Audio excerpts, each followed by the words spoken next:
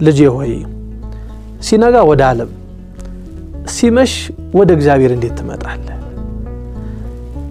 ስታዝን ወደ እግዚአብሔር ትመጣለህ። ስትደሰት ደግሞ ደስታህን በዓለም እንዴት ታደርገዋለህ? ቢያንስ እንኳን እምነት ባይኖርህ እንዴት ይሉኝታ የለህም? በጣም ይገርም ምክር ነው። እምነት ባይኖርህ እንዴት ይሉኝታ የለህም?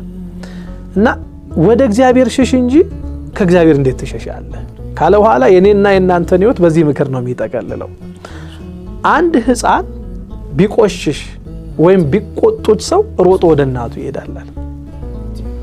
እኔና አንተም ለእግዚአብሔር እንዲህ ያለ ህፃን ብንቆሽሽ እናት ወደ ሆነች ወደ ቤተክርስቲያን ንምጣ። በኃጢአታችን ምክንያት ብናጎነብስ ወደ እሷ ንምጣ። እሷ በንስሐ ሳሙና አጥባ እኔና አንተን አቅንታ እውነተኛ ልጇ ታደርገናለች ይላል። እና ቤተክርስቲያን እንዲህ አርጋ ነው አየ እንደው በጭንቅ መታሃል በደስታ አጣው ብላት መልሰ አንተ ሲነጋ መች ሲበራ ወደኔ ትመጣለህ ሲመሽ ነው እኮ እኔን የምትፈልገኝ አትልህም። አየ አንዱ ሚስጥራተ ቤተክርስቲያንን አስፈላጊ መሆኑን የምታቀው እኔና እናንተ ተስፋ እየቆረጥን ከሃይማኖት እንዳንወጣ ይሄማ አይቻልም ማለት ነው እያለን እንዳንደነዝዝ እንዲህ ያለ ስርዓትን ሰርታ እንዲህ ያለ የንስሐን ህይወት ገንዘብ አድርጋ በሚስጥራት ውስጥ እናንተን ቆይታ አብራ የመጋገበሽ ታኖረናለች። ምክንያቱም ንስሐ ገብተህ ቀጥሎ ስጋው ደሙን ትቀበላለህ። አየ የተያያዘ ነው የሚስጥራቱ አስፈላጊነት ተመጋጋቢ ነው። ለዚህ አስፈላጊነቱ ከዚህ በመነሳት እኛ ወደ ህይወት እንድንመጣና ድነት አግኝተን ከእግዚአብሔር ጋር ጸጋችን እየጠበቀን እንድንኖር አስፈላጊ በመሆኑ ነው። ይሄ ከሆነ ታዲያ ንስሐ ማን ጀመረው የሚለው ነገር ደግሞ እሱ መሰረታዊ ጥያቄ ነው። እንግዲህ እንደምናውቀው ንስሐ የተጀመረው ያው ከአዳምና ከሔዋን መበደል በኋላ ነው። እኔ ይሄ ራሱ ክርስቲያኖች ልብ ብለን የአዳምና የሔዋንን ታሪክ ራሱ ከገባን እግዚአብሔር ንስሐችን እንዴት እንደሚቀበለን ማሳያ እንደሆነ ራሱ ምክንያቱም አዳምና ሔዋን አትብሉ የተባሉትን ያን ዕፀ በለስ በሉ፣ ትእዛዝ እግዚአብሔርን አፈረሱ። ያፈረሱት በምን ምክንያት ነው? የመብላት ፍላጎት እኮ ኖራቸውን ብቻ አይደለም እኮ አምላክነትን ስለሻቱ ነው። ምክንያቱም የምድር ንግስት ነበሩ። በእጃቸው የያዙት ያ የምድር ንግስትነትና ንጉስነት ተራ ሆነ። ለምን? ከእንደገና ሰማያዊ ንጉስ የሚለው ሐሳብ በልቦናቸው ማቀንቀን ሲጀምር ማለት ነው። ምክንያቱም ሰይጣን በእባብ አድርጎ አንዱ ያመጣው ሐሳብ እሱን ነው። ምድራዊውም አለ አዲስ ነገር አይደለም። ስለዚህ ያልታየውን ነገር አምጥቶ መሳል ፈለገ በሔዋን ልብ ውስጥ። አይ እንደው ያ ታላቅ ሊቅ ያለው ነገር ለዚህ በጣም ይጠቅማል። አዳምና ሔዋን እግዚአብሔርን መሆን የፈለጉት ያለ እግዚአብሔር ነው ይላል። መሆን የፈለጉት አዳምና ሔዋን እግዚአብሔር ነው፣ ግን እግዚአብሔር መሆን የፈለጉት ራሱ ያለ እግዚአብሔር ነው። ተመልከት፣ የሰጣቸውን ምድራዊ ንግስናውን ራሱ በቅጡ አልተረዱትም፣ አላወቁትም። እና ብዙዎቻችን እኮ እንደዚያ ነን አይደል? ያለ እግዚአብሔር የሌለበትን ነገር ብዙዎቻችን እግዚአብሔር እንደሚቀበለው አድርገን ምናስበው ብዙ ነገሮች አሉ። እያደረግነው ያለነው ነገር እኮ እግዚአብሔር እንደሚቀበለው እርግጠኞች ነን እኛ፣ ግን ደግሞ እግዚአብሔር የማይቀበለው የሚጸየፈው ሐሳብ ሊሆን ይችላል። ግን በእግዚአብሔር ስምም ሊሆን ይችላል ይሄንን ምን አድርገው ብዙዎቻችንና ያለ እግዚአብሔር እነሱ እግዚአብሔርነትን ፈለጉት።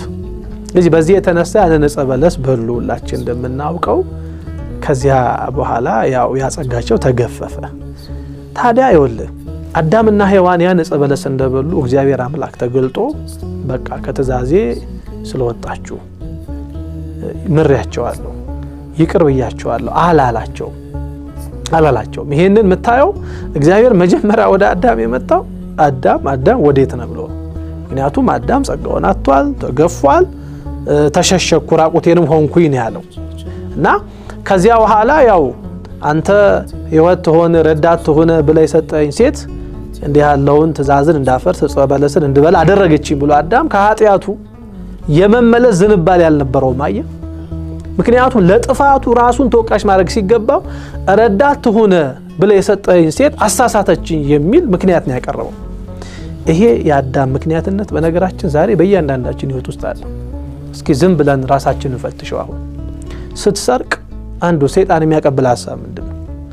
ትክክል ነው መስረቅ እኮ አልነበረብህም ግን የሰረከው ልጅህ እኮ ታሞ ስለሆነ ነው የሰረከው እኮ ቤት ውስጥ ያለውን አስቤዛ ማሟላት እኮ ስላልቻልክ ነው የሰረከው እኮ እንዲህ የሆኑ እኮ ጉዳዮች ስላሉብህ ነው እንጂ እኮ አንተ ድሮ መስረቅ አትፈልግም ነበር የሚል ሐሳብ ያቀርብልሃል አየህ ይሄ ልክ ለአዳም የቀረበው ሐሳብ ነው ምንም ዛሬ ትላንት የነበረው ሰይጣን ነው ዛሬም ያለው አዲስ ነገር የለውም እና ወደ እግዚአብሔር እንዳንቀርብ አየህ ፊቱ እንዳንንበረከክ በድያለው እንዳንል ራሱ የሰይጣን ክፋቱ በነገራችን ላይ የመጀመሪያው መንገድ ኃጢአት እንድትሰራ ይገፋፋል ገፋፍቶ አንተም በልቦና ላይ ያንን ኃጢአት ተቀብለው ኃጢአት ከሰራህ በኋላ ደግሞ እንዳትመለስ ምክንያት ደግሞ ያቀርብልሃል እንዲከፋ እንዲሆን ማለት ነው ምክንያት ያቀርብልሃል ዝሙት እኮ የፈጸምከው እንዲህ እኮ ስለሆነ እኮ አንተ እኮ በቤትህ ያንን ነገር እኮ እንዲህ እኮ ስላጋጠመህ እኮ ወደህ እኮ አይደለም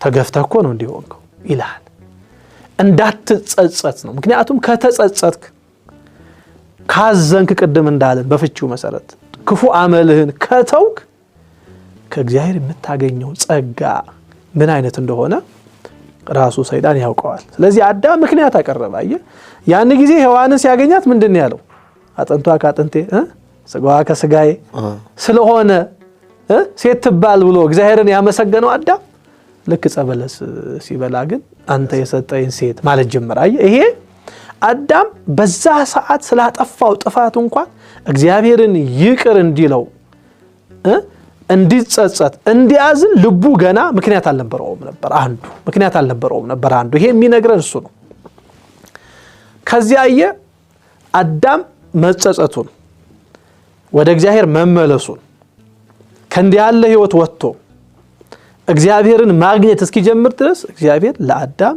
የንስሐው ህይወቱን አይቶ የገባለት ቃል ኪዳን አልነበረም ለምን ካልን አዳም በሰራው ስህተት ጥፋቱን አሁን አልተጸጸተም ነበር በዚያ ሰዓት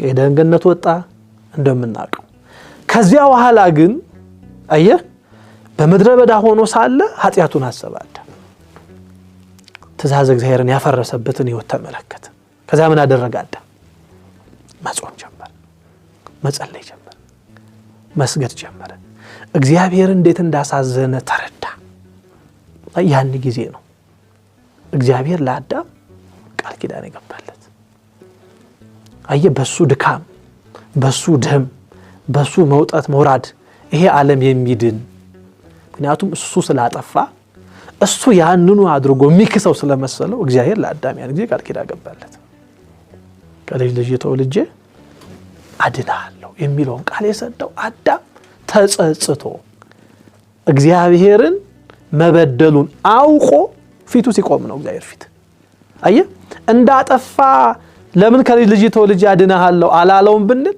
በዛ ሰዓት አዳም ከመጸጸት ይልቅ ሔዋን ላይ እጁን ቀስሮ ስለነበረ ነው ሲጸጸት ግን እግዚአብሔር ቃል ኪዳን ገባለት ለዚህ ከዛን ቀን ጀምሮ ንስሐ በእግዚአብሔር ተመሰረተ